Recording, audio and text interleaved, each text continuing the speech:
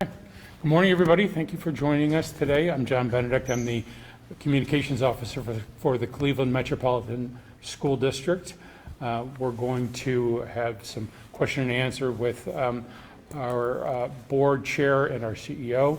I'd like to introduce board chair Sarah Ellicott and our CEO, Dr. Warren G. Morgan.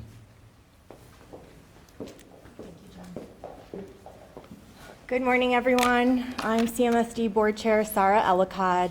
Last night, the board unanimously voted to approve the Building Brighter Futures Plan, which will right-size our district, allow us to offer more opportunities for our students across the district, no matter which school they go to, and allow us to have them in new or upgraded facilities as well.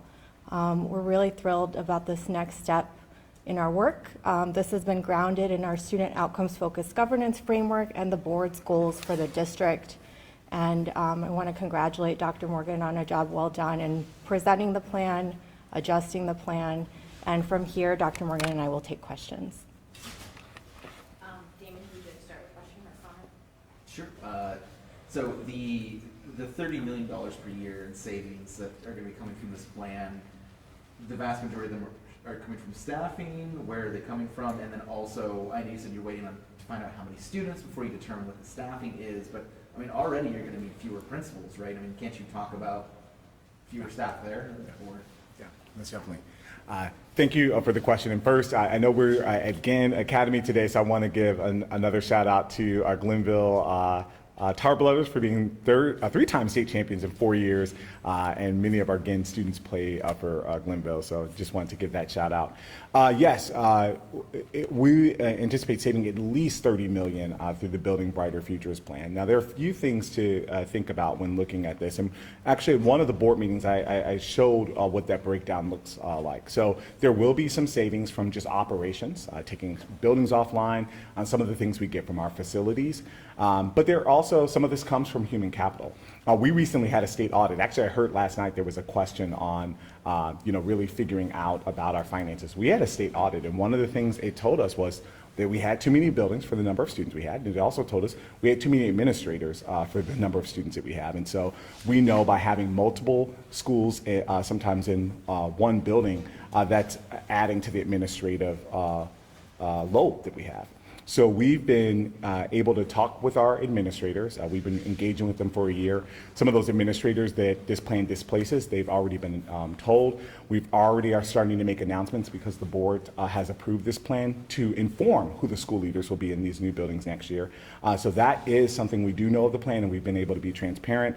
Assistant principals, deans, and campus coordinators are things we expect to be able to announce on the other side of the break. And then, as you mentioned, enrollment will determine everything else. Our collective bargaining agreements lays out pretty clearly our staffing models and what takes place with that. And in cases where we need MOUs to make adjustments, we're prepared to work with our union partners on that.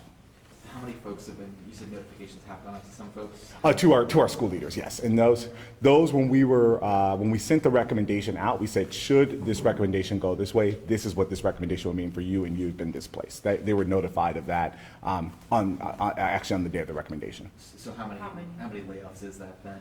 That's a displacement. It's not necessarily a layoff. So we just said you are no longer a principal, and there's many different. We have a road ahead of us to figure out what those options are for our school leaders. So they could still be placed into could exactly, yeah. So how many displacements? I can get that number specifically for you, but we've also been able to announce who are going to be the new school leaders. There were a number of community meetings where you were getting feedback on the plan that ultimately passed here last night. What feedback went into the plan from the community, from parents, from students, staff members? Yeah, I know we've had quite visible feedback and engagement sessions over the last several months, and we increased our board public comment so we could get additional input.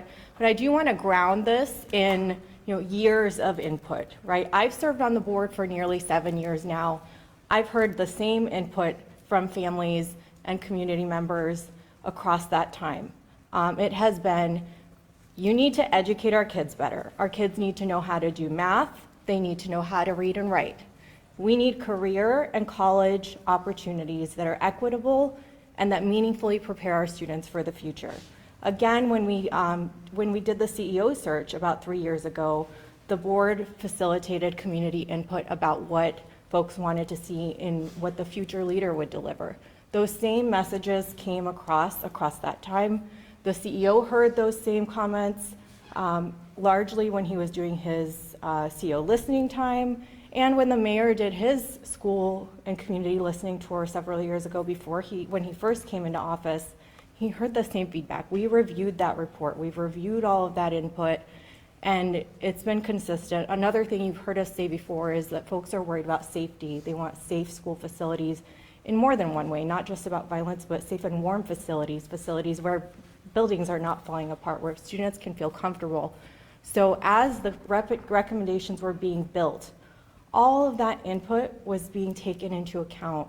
And I believe a plan was delivered that takes into account those needs. At the end of the day, yes, we heard additional input and we pivoted in many ways, and Dr. Morgan can speak to the formula that he used to decide when he might want to adjust the recommendation. But a lot of the input that we heard now recently was about implementation. The strategy is built on years of input and what we need to deliver for our students that frankly we have not, and we will.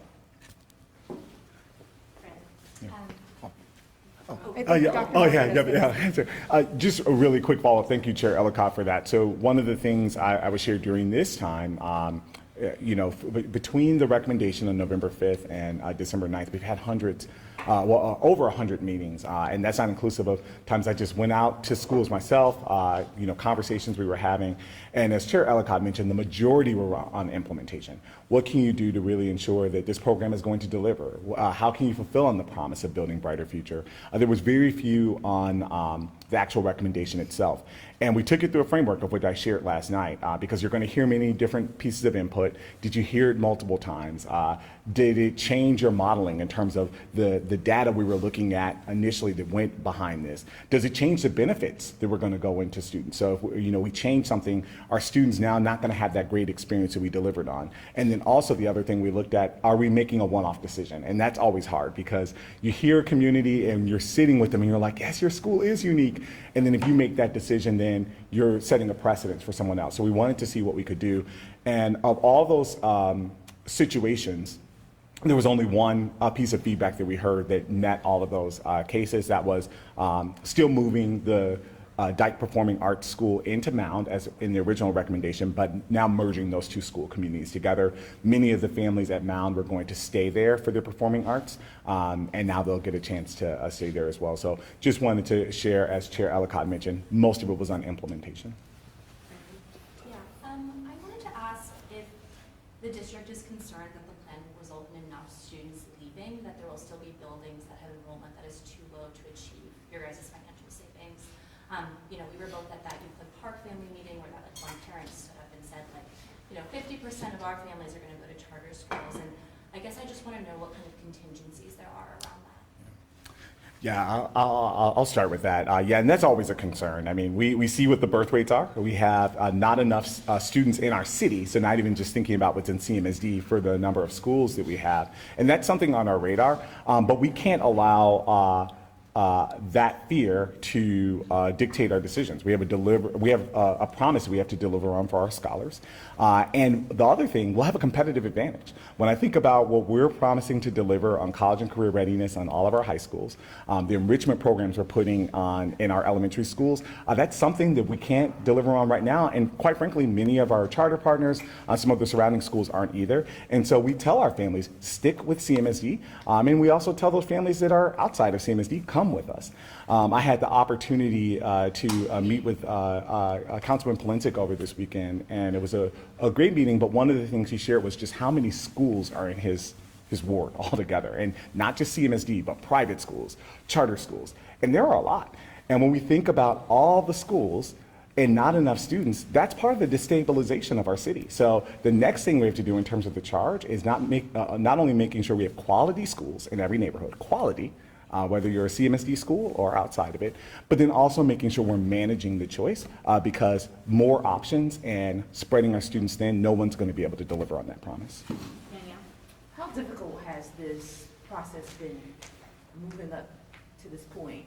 And then how difficult is it going to be over the next few months when this is now implemented?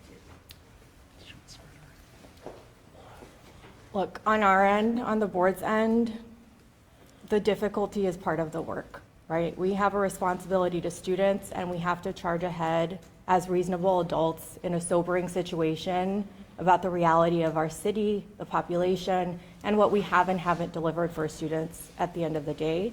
So the difficulty for me is when, we've been doing the reporting on our goals and guardrails, and I see where we stand on college readiness. That's difficult for me.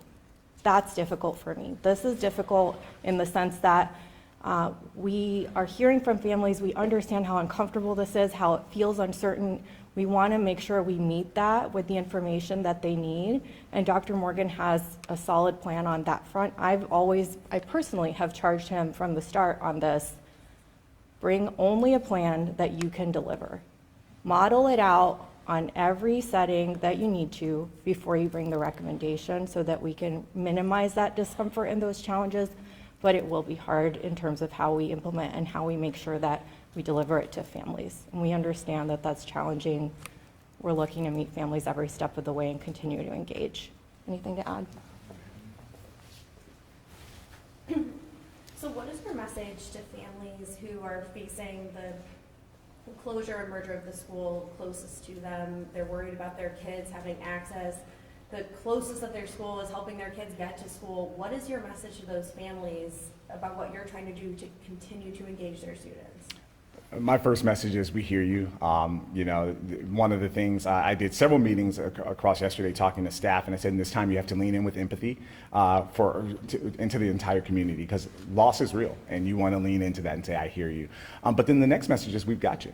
One of the things you heard Chair Ellicott mention, how we need to make sure we're modeling this out. In our modeling, the average student in terms of where they live, there is a CMSD school with less than a mile within them. So now that may not be their school of choice, it may not be, but there's an option, and now they're quality options.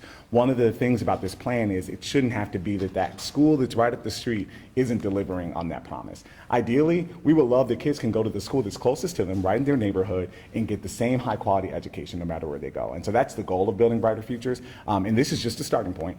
Let me go on record and say, just because we're putting programs in schools will not automatically transform them overnight. We have work to do on the implementation, and that's what you heard what Chair Ellicott mentioned in terms of the delivery of this promise, something that we should do in the future and what we should have been doing.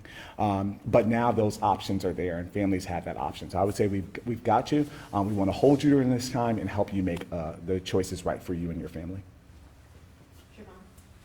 I spoke to the president of the Pupil Teachers Union after the announcement was made, and she expressed some frustration, especially around communication with teachers and communication with special needs, parents of special needs students.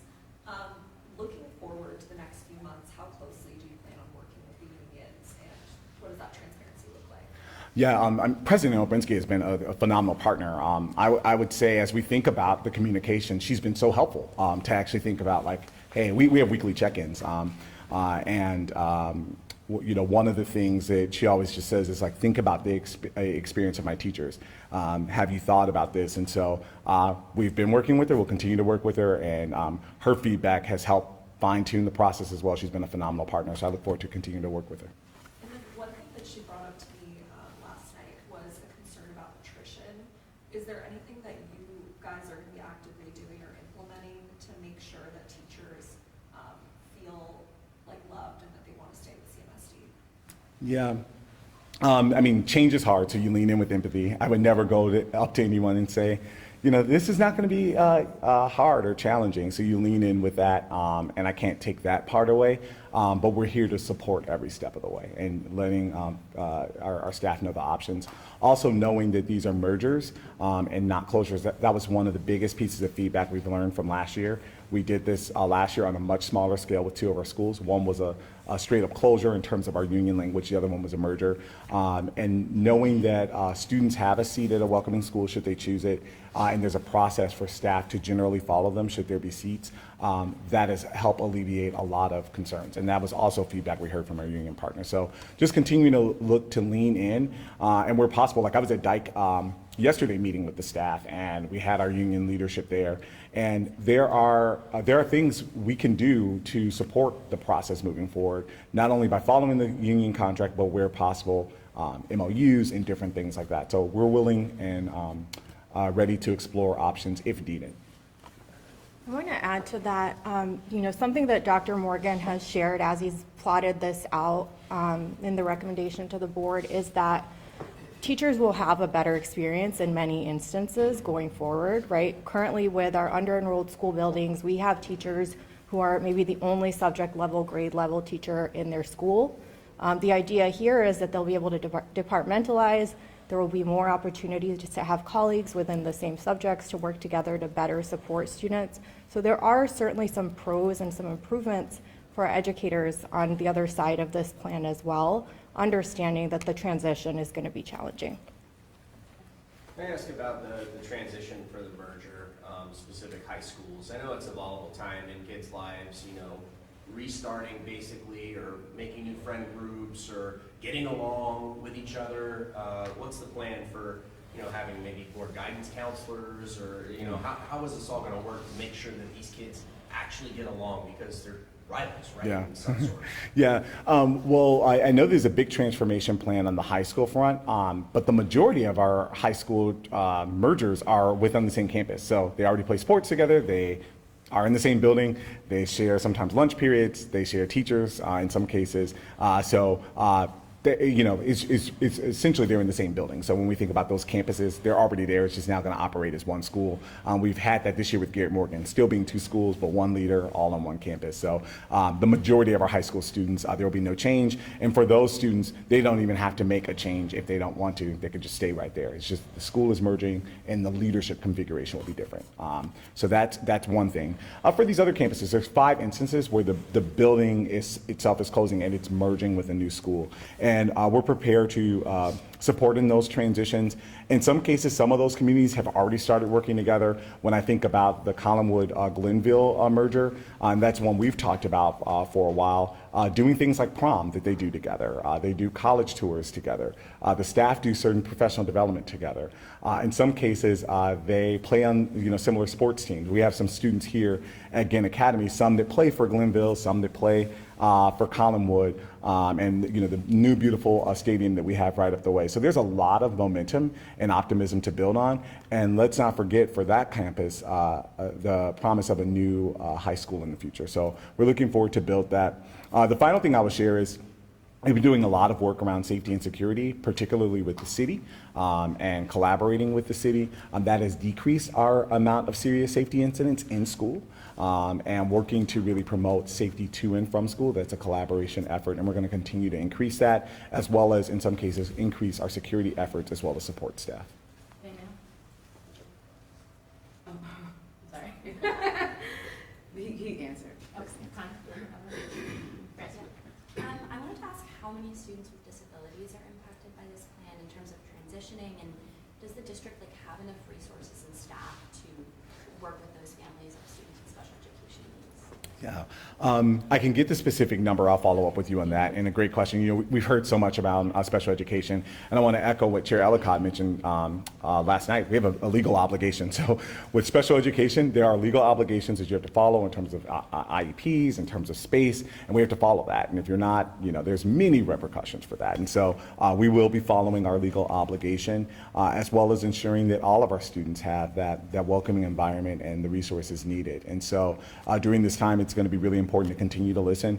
We're sharing information with families of students in single classrooms this week to let them know, place options. But that's just the beginning of a conversation where we'll be working to help families navigate that choice. That happens every year where we talk with our families, where they are navigating their choices, and we want to up those efforts. I heard some very concerning comments last night for public comment. I was so happy that mother stayed until the end. It was a grandmother, and both myself and Dr. Mosley followed up with them. We got that information from that staff member, and we're following up and got some more information as well as some context. And so in those cases where things like that happen, that is not my expectation of our team and how we're delivering for our scholars. And so when I know of those, like I said, I want to know their names and we'll follow up. Sorry, I want to add, so on this special education point, I did make a point about it last night, that more than a quarter of our student population are students with disabilities. For those who've been monitoring the goals and guardrails sessions, they're always at the very end of our meetings, and there's been a lot going on, I know, but the board always has Dr. Morgan disaggregate the more vulnerable populations when we are monitoring our progress, right? Like, we're always looking at English language learners, we're always looking at students with disabilities and whether we are delivering for them. We've done that with nearly every, if not every, report that the CEO has presented on the goals and guardrails. And so I think that that should be a signal to everyone that this will continue to be not only a priority for Dr. Morgan, but for the board as well. And I know this is just going off of the point that you just made, and I know that you mentioned this last night, but if you could just reiterate again, given the turmoil in the federal government, and obviously we know that IEPs, special needs education, is enforced currently by the federal government, but if that were to change in the near future, are you still going to be prioritizing those needs? Yeah, look, the IDEA Act is federal law now. Were it to change, just like I said last night, there's no way that this district can succeed by not making sure that we are delivering for a quarter of our population, right? So even if that were not the law, even if that were not the right and moral thing to do, for us to not provide the right educational environment for more than 27% of our kids, we just wouldn't be able to succeed as a district. So no matter what happens, we will continue to make sure that those populations are appropriately served in our district. How soon will this $30 million savings be realized? Change does cost money, even though you're trying to save money. So how soon will you be able to see that, and will that get you to the goal of saving $150 million over the next few years? Yeah, I mean, one of the reasons people ask about a phase-in approach, and with the phase-in, you actually don't realize your savings. You do it, it trickles in. You're needing to put in different costs, and over time, 3-4 years later, you realize, wow, we didn't save as much, and then also the context can change. And we know what 3-4 years looks like. Even with our financial forecast, 3-4 years from now, it's showing, okay, what else after doing this? I mean, that's the current reality. But to answer your question more specifically, we'll realize those immediately. That is why we're doing it all at once. And one of the things we shared with the board, not in our last meeting, but the one on December 2nd, was how much we're anticipating this plan to cost, in terms of costs that we'll have to put in, and we're estimating about $7 million. And that doesn't take away the $30 million. It's actually more, and then adding that $7 million on gets us to about $31 million, and that's still at least. We're looking to see what we realize. We're going to take a couple more questions, Connor. How much of the savings, the 30 million, is coming from those operational efficiencies versus how much of it is flesh and blood, like people? Yeah. I can give you the slide breakdown. We actually had a slide at our December 2nd board meeting where we talked about programmatic aspects, which includes staffing, but it's not all staff included in there. The operations is right around, I think it was like $1 or $2 million, but the majority comes from just the programmatic aspects, the staffing aspects, and that's about 36 million savings and so forth and so on. The money that we have to pay that goes into this is 7 million, and that gets us to about 31 million. But there's a chart, and I can give that to you. And will teachers be laid off? Like I said, we have to figure out the enrollment first. We have really clear guidance in terms of our best rubric and what happens with teaching staff. So we have to, the number one thing that needs to happen right now is for families to make a choice. Come January, the portal will be open. We'll have until February 27th. That will help all of us to determine our staffing. And not only for the teaching staff, I was having central office webinars yesterday. It's the same for central office. We're doing our central office budgets too, and we're expecting to make savings and cuts at central office as well. Danielle, then Francis. At the Commonwood community meeting, you said something that was very impactful, at least what I think, is you said that you all are making very hard decisions because of these hard times, and you're asking the state to pretty much give you all credit for that. What is the example of this really tough decision of consolidating and an historic consolidation? What example is this setting for other districts who are actually facing these same trifecta of challenges? Yeah, Dr. Morgan and I, communicate with our counterparts across the country, specifically in urban districts where we're seeing, as you know, the same declines with enrollment and population. And I will say that other districts are looking at Cleveland right now. Dr. Morgan recently presented at the Council of the Great City Schools. He presented where we were with this recommendation, but also how his team had come up with it, the community engagement that went into it. And he presented, not to undermine anyone else, but he presented alongside some other districts. He had the most questions because of the content of the plan, because it was around a challenge that districts are facing, urban districts and other districts are facing across the country. So this is not just a Cleveland issue. We hear a lot of comments about what's happening here. It's not just a Cleveland issue. Folks are looking at us. We've been really bold about the way that we're doing this because we can't afford to continue to, not to continue, but we can't afford to not center students and their education. School districts exist to educate kids, right? So that's what we've been doing. Anything to add, Dr. Morgan? Yeah, I mean, Chair Ellicott was spot on for that. I will say the amount of DMs I get from either district leaders or board leaders. I have a friend who is board chair in Texas. She DM'd me last night after seeing what our board did and said we're in the same boat. Atlanta Public Schools just announced the closure of 16 schools. I know there was a leader in Chicago that reached out and said, they're in the need to do the same thing. So people are looking and seeing our plan. The feedback I've also heard, though, is most people are looking at it just from a loss standpoint or from a finance. And with the vision and the charge from the board, this is a plan that's first about what students can have. It's putting students first, and then the operational decisions afterwards. So really grateful for that. And the final thing I'll say is Director Stephen Dakin, who is the Director of the Department of Education and Workforce. We met with him at the beginning of this, and he told us, quite frankly, he said, this is a model. He said, there's not a district in this state that doesn't need to do the same thing. And I don't want to speak for him. I don't know what configuration he's talking about, but I heard it as broadly that this is something that everyone needs to do. And so we'll see how this looks like. There's going to be a lot that we'll learn through this, and we're ready to be partners to whoever wants to learn from us. Yeah, I'm going to ask you a little bit more into the weedsy question, but when will parents and families know transportation plans for next year, since those are so integral to making school choices? Yeah, so transportation's already available. The transportation information is already available on our website. So for transportation, we will still provide yellow bus transportation for all elementary students. And for all students, no matter if they're impacted by Building Brighter Futures, if they live 1 to 3 miles, they'll get transportation. We have district-wide transportation for specialty schools. We will still provide transportation for students with special needs, and we will still partner with RTA in our high schools for students who live over 1 mile. Now, specifically for those in Building Brighter Future schools, what we are providing an accommodation for students who are impacted through Building Brighter Futures, if they live over 1 mile, even if they're outside of 3 miles, for 2 school years, we'll give them transportation. For if they live less than 1 mile of their new school, of course, it can still walk. And then we will also do that specialty-wide transportation for those specialty schools that are merging as well. So that is what we have of the district transportation plan now.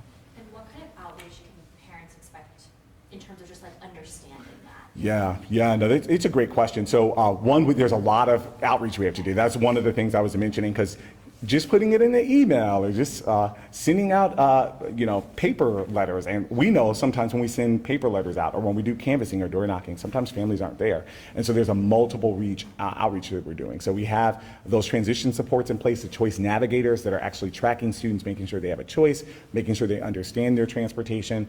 We've already been training our central office team. In this time, actually prior to the recommendation, we had a whole team ready to receive Let's Talk calls, of which we were surprised we didn't actually get as much. We haven't had to use that team as much of the volume of calls we were ready to get, but we're prepared. Those are the types of things we're preparing for, getting outside support to really help us on the transportation modeling. So we're prepared to have that for students as well. Do you know, Bill, our last question? I know a lot of work went into this. I want to know how you're feeling after this, vote went through unanimously. I know there's been a lot of feedback. Are you relieved? Are you confident? I know there's still more work to do. Just want to get, how both of you feel, after this vote happened.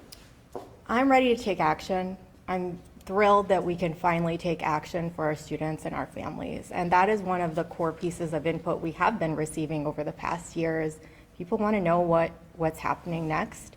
And so right now, we feel good that it passed, but it's time to get to work. Yeah, similarly, one of the things I shared when I first got this role of, my core values, and one of them is continuous improvements. I never feel done. I never feel like the work is done, and we constantly are going. So I sent a message to the team last night. I was like, let's celebrate, let's rejoice, and it was something to the end of like, let's get to work. So we have a lot of work ahead of us, but at the end of the day, I was last night filled with so much emotion about what this plan could mean for kids, and what we're doing now that will just start, transformation for generations to come is something I feel blessed, honored, and humbled to be a part of. And we will work hard to make sure this works for our community and kids. Because like I also said, I do this work for kids like me. So this is really personal. I know Chair Ellicott said it's really personal. So we're all in to make this work.